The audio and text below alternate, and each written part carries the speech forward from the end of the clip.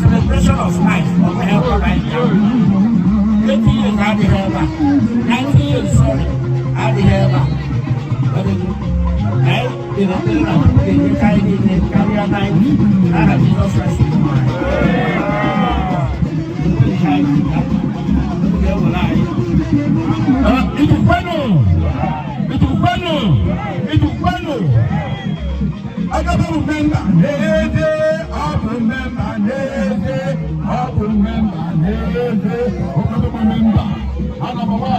Number two, I don't know my voice actually.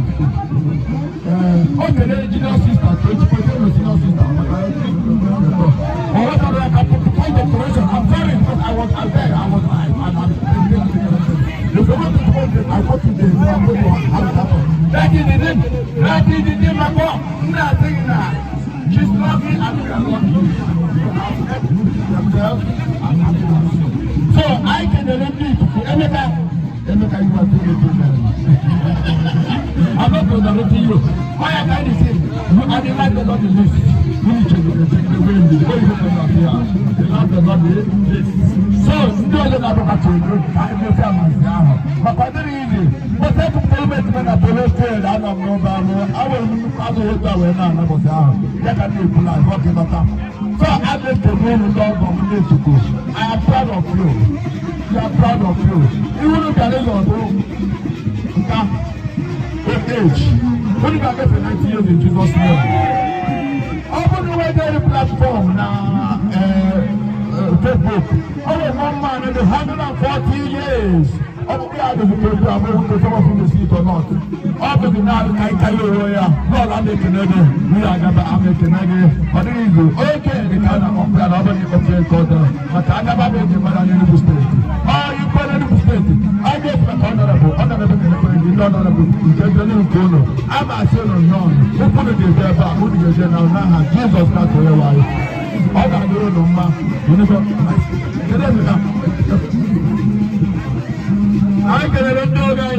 I don't know.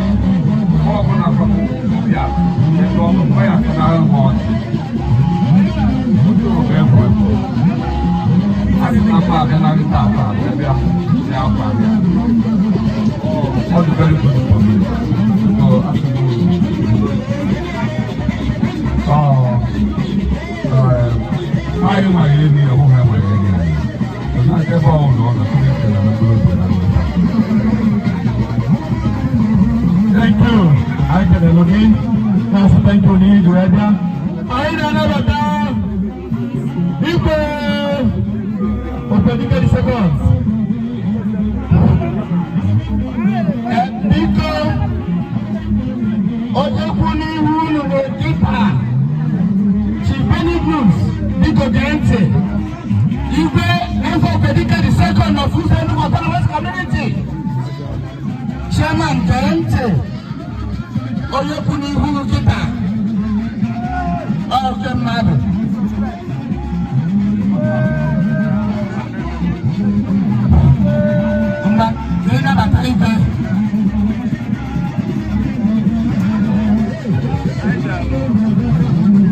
Ayuba Openike second, yana tunaingia PG na nze na katikizwa ndo na netiza kita.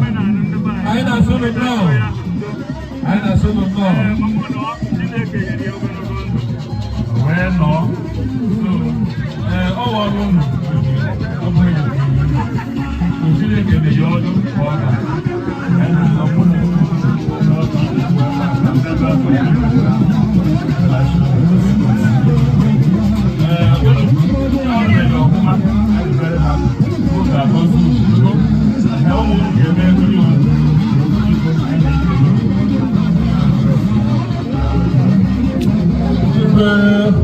Openike 2 of Usain Autonomous Community. My PD, I greet you. My countries, I greet you. I don't know chair. I go high home. I need to make it. What I'm very good. Let's do this. That's what I'm saying.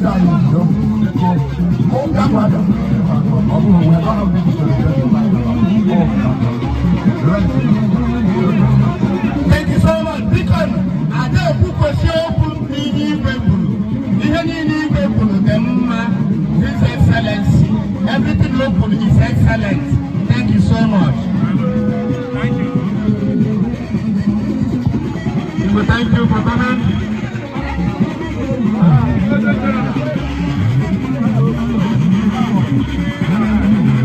I also want to know.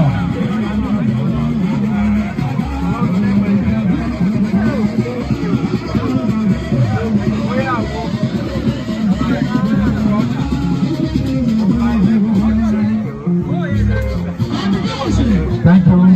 My brother, my neighbor, my everything.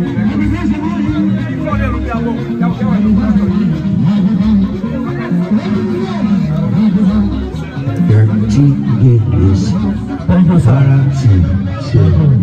Madam, thank you, sir.